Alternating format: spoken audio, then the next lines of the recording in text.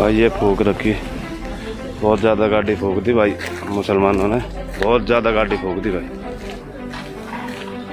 बहुत ज़्यादा भाई, कम से कम 50 गाड़ी फूक दी।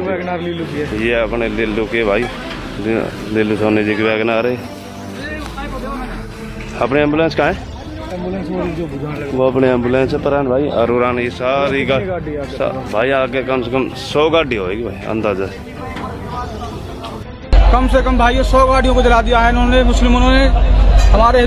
हमारी जो ब्रजमंडल की शोभा यात्रा थी,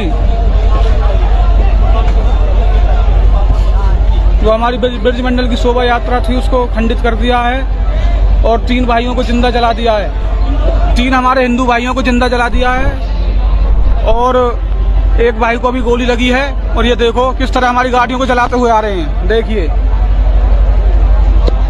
ये धुआं आपको दिख रहा है, ये झिर, ये नल्लड़ का मंदिर है जी। देखो इसका, वो देखो।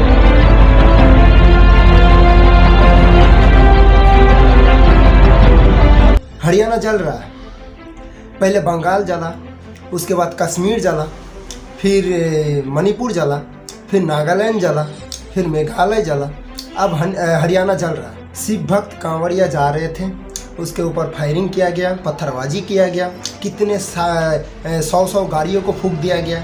और ये कब? जब हम आज़ादी का अमृत काल मना रहे हैं। 75 साल पहले मजहब के आधार पर विवर्जन हुआ।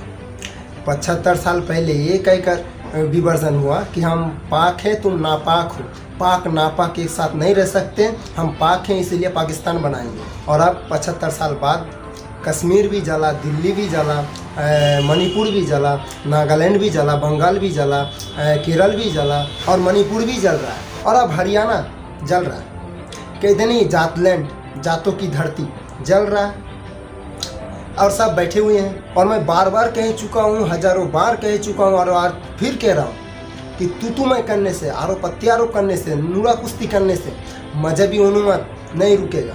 ट्विटर ट्रेंडिंग करने से, व्हाट्सएप पर वीडियो शेयर करने से और फेसबुक पर लिखने से मजहबी अनुमत नहीं रुकेगा।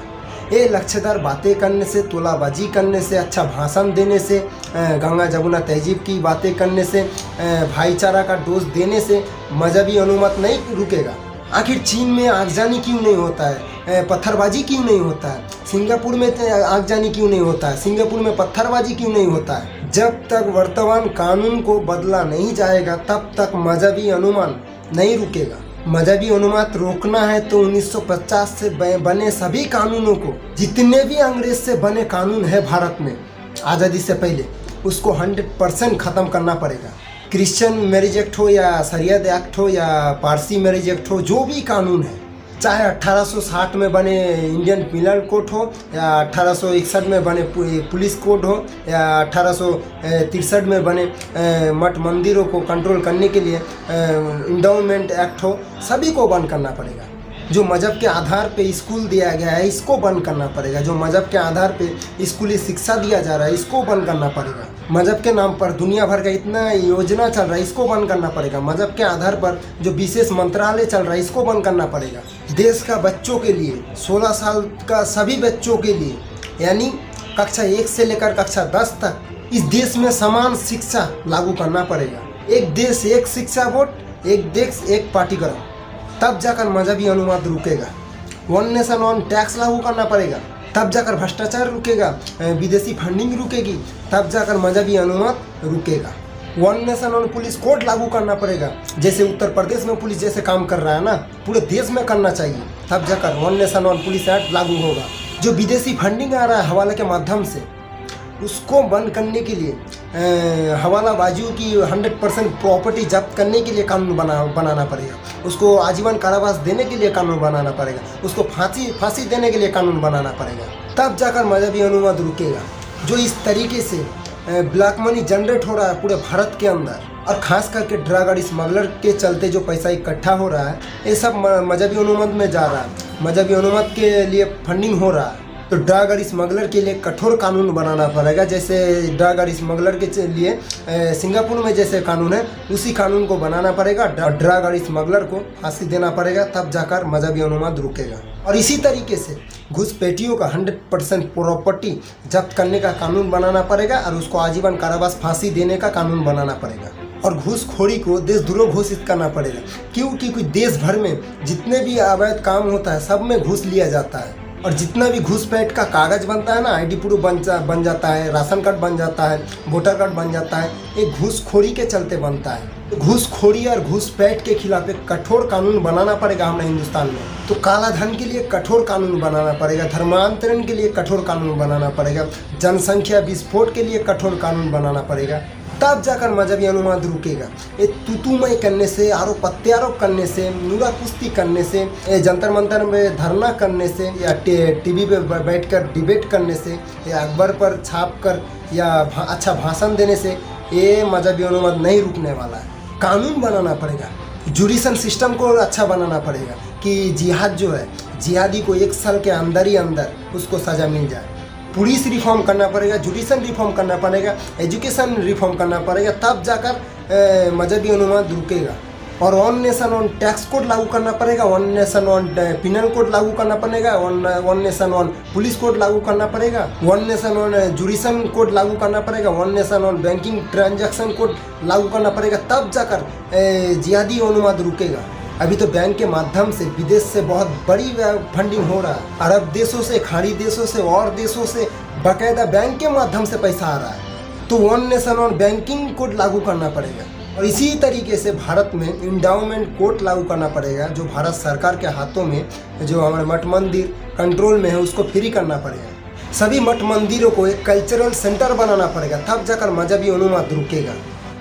और one nation one election code लागू करना पड़ेगा, क्योंकि 5 साल में एक बार चुनाव और सबका एक साथ चुनाव, one nation one election code लागू करना पड़ेगा, तब जाकर जिहादी अनुवाद रुकेगा।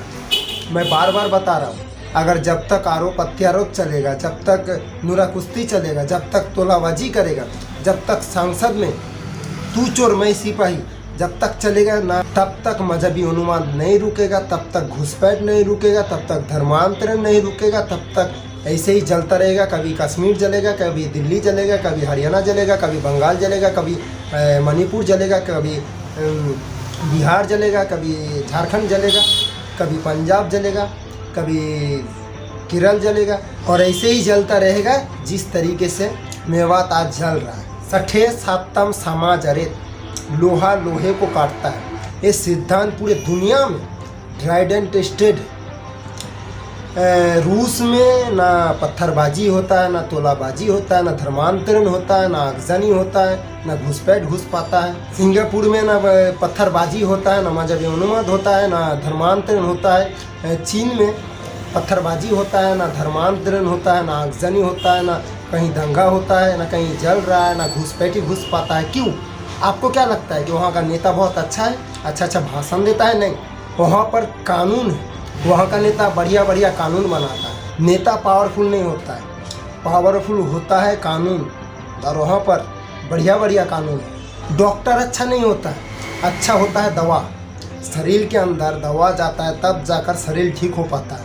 और इसी तरीके से अगर देश का कानून अच्छा रहता है ना, तो कट्टरवाद रुकता है, घुसपैठ रुकता है, तब चरमपंथ रुकता है, तब आगजनी रुकता है, तब मजहबी अनुवाद रुकता है। भारत में इतनी हत्या होता जा रहा है, जब हत्या होता है तब बता रहा है, टीवी में बैठकर डिबेट करता है, कितने नेताओं का भाषण आ जाता है कि फांसी दो फांसी दो फांसी दो। हर हफ्ते कहीं ना कहीं जिहादी हत्या होते रहते हैं, हर हफ्ते कहीं ना कहीं आगजनी होता रहता है। कश्मीर का जो अलगाववादी जिहादी है उसको अभी तक फांसी हुई क्या?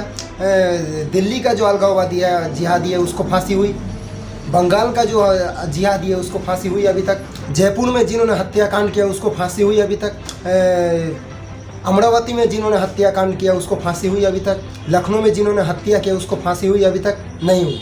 जब फांसी ही नहीं होगा तो किस चीज़ का खौफ रहेगा जिहादी को और कट्टरवादी को, घुसपैठी को, आतंकवादी को, देशद्रोही को? चीन में बढ़िया कानून है, कठोर कानून है, इसीलिए तो चीन में खौफ है। जिन्होंने घूस लेकर घुसाने का कोशिश करता है, या दंगा या धर्मांतरण करने का कोशिश करता है, खौफ बैठा हुआ है उसके दिल में। आज अपराध किया, 1 महीने के अंदर जांच, 1 साल के अंदर सजा। ऐसा होता है कानून का खौफ। तब जाकर जिहादी अनुवाद रुकेगा और तब जाकर देश में एक कठोर कानून बन पाएगा। नहीं तो ये नहीं रुकेगा। और एक बात आपको बता दूं कि जहाँ पर मदरसा है वहाँ पर दूसरे पंथ का लोग शांति से नहीं रह पा रहे। फैक्ट है। आप देख लीजिए पाकिस्तान में मदरसा है, गैर मुस्लिम के साथ क्या हो रहा हो तो आप लोग देख रहे हैं ना। सोशल मीडिया तो अभी बहुत वायरल हो रहा है, वीडियो देख रहे होंगे। वो थी अफगानिस्तान, वहाँ पर भी मदरसा है, गैर मुस्लिम के साथ क्या होता है आपको पता है। बांग्लादेश में मदरसा है, गैर मुस्लिम के साथ क्या होता है वो तो आपको पता है। अरे भैया उस मदरसा में सिखाया जाता है कि मुस्लिम गैर मुस्लिम एक समान नहीं है, महिला पुरुष एक समान नहीं है। वहाँ ऐसे ऐसी शिक्षा दिया जा रहा है कि हाँ जो हमारे कॉन्स्टिट्यूशन के खिलाफ है। मदरसा में जो टीचिंग है भारतीय परंपरा के खिलाफ है, भारतीय दर्शन के खिलाफ है, वसुदेव कुटुंबकम के खिलाफ है, नारी तू नारायण का खिलाफ है, संविधान का खिलाफ है। जहाँ ऐसा स्कूल जहर बोया जा रहा है, जहर सिखाया जा रहा है, एक समान शिक्षा नहीं दिया जा रहा है, भाईचारा नहीं सिखाया जा रहा है, दोस्ती नहीं सिखाया जा रहा है, नारी तू नारायण नहीं सिखाया जा रहा है, वसुदेव कुटुंबकम नहीं सिखाया जा रहा है, सर्वधर्म संभव नहीं सिखाया जा रहा है, तो इन जैसे स्कूलों को क्यों नहीं बैन किया जाता है? क्यों नहीं इस देश में समान शिक्षा लागू करते हैं?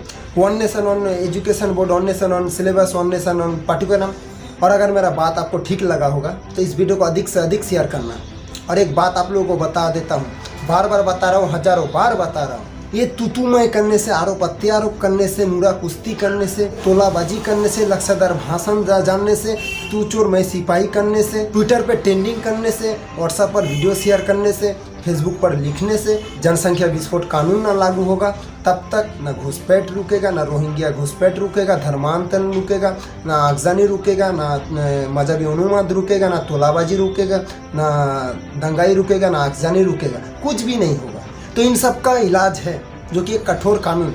तो आप लोग 10-20 लोगों का ग्रुप बना के अपने अपने सांसदों का घेराव कीजिए और उनसे पूछिए कि कठोर कानून कब बनेगा हमारे भारत में। चीन जैसा कानून, अमेरिका जैसा कानून, सिंगापुर जैसा कानून कब बनेगा भारत में? तो यही इसका समाधान है। आज हरियाणा जला है, आज हरियाणा मेवात जला है, कल कोई और जिला जलेगा, कल आपका जिला जलेगा, आपका घर जलेगा, आपका बच्चा जलेगा, आपका परिवार जलेगा, उसमें आप जलेंगे, हम भी जलेंगे। तो इसीलिए आप सरकार से आवेदन कीजिए, आप आंदोलन में उतारिए कि एक देश में, इस देश में कठोर कानून क्यों नहीं बन रहा है। सिंगापुर, चीन में, अमेरिका, लंदन, इन जैसे कानूनों को क्यों नहीं बना पा रहे हैं? जो कानून का लागत नहीं होता है, कानून फ्री में बन जाता है, कानून मुफ्त में बनता है, तो कानून कठोर कानून क्यों नहीं बनता है? और संसद में जाकर, विधानसभा में जाकर जो नेता मंत्री, सांसद, विधायक है, तू मैं करता है, तू चोर मैं सिपाही, आरोप प्रत्यारोप करता है, तो इसके बारे में क्यों नहीं चर्चा होती कि हिंदुस्तान में एक अच्छा कानून बनाया जाए, कठोर कानून बनाया जाए? तो दोस्तों आप लोग ज़रूर इस वीडियो को शेयर करना और आप लोग अपने धर्म के लिए आवाज़ उठाना, अपने आप के लिए आवाज़ उठाना, अपने सुरक्षित के लिए आवाज़ उठाना, अपने देश के लिए आवाज़ उठाना, अपने फैमिली के लिए आवाज़ उठाना। और इस देश में आप लोगों को बार बार, हजार बार बता रहा हूँ कि इस देश में एक अच्छा कानून बनाने का मांग कीजिए ना। एक बार आप व्हाट्सएप में लिखिए, आप फेसबुक में लिखिए, आप प्रोटेस्ट में उतारिए ना कि इस देश में एक अच्छा कानून चाहिए। हम लोगों को इलेक्शन के टाइम ना 2000, 3000, 5000 रुपया चाहिए, कुछ भी नहीं चाहिए। इस देश में एक कठोर कानून लाइए, धर्मांतरण के खिलाफ, आगजनी के खिलाफ, मजहबी उन्माद के खिलाफ, आतंकवादी के खिलाफ, देशद्रोही के खिलाफ, कालाधन के खिलाफ, भ्रष्टाचारी के खिलाफ, घुसपैठी के खिलाफ। एक बार आप मांग कीजिए ना। हम हिंदू मुस्लिम सभी को बता रहे हैं, लेकिन ये मेरा वीडियो था जिहादी के खिलाफ, कट्टरवादी के खिलाफ, धर्म परिवर्तन के खिलाफ, घुसपैठी के खिलाफ, जो कालाधन करता है उसके खिलाफ, जो दंगाई करता है, आगजनी करता है, उसके खिलाफ इस वीडियो को बनाया। तो दोस्तों इस वीडियो को जरूर शेयर करना और इस देश में एक कठोर कानून का मांग करना। और अगर मेरा वीडियो आप लोगों को अच्छा लगा होगा तो इस वीडियो को जरूर पुलिस IPS ऑफिसर को शेयर करना, सांसद विधायक को शेयर करना, जज वकील को शेयर करना, धर्म गुरुओं को शेयर करना। तो दोस्तों वीडियो को लाइक करना, चैनल पर नए तो चैनल को जरूर सब्सक्राइब कर देना। तो मिलते हैं कोई अगले वीडियो में नए सोच के साथ, नई एनर्जी के साथ। तब तक के लिए जय हिंद, जय वंदे मातरम, जय सिया राम।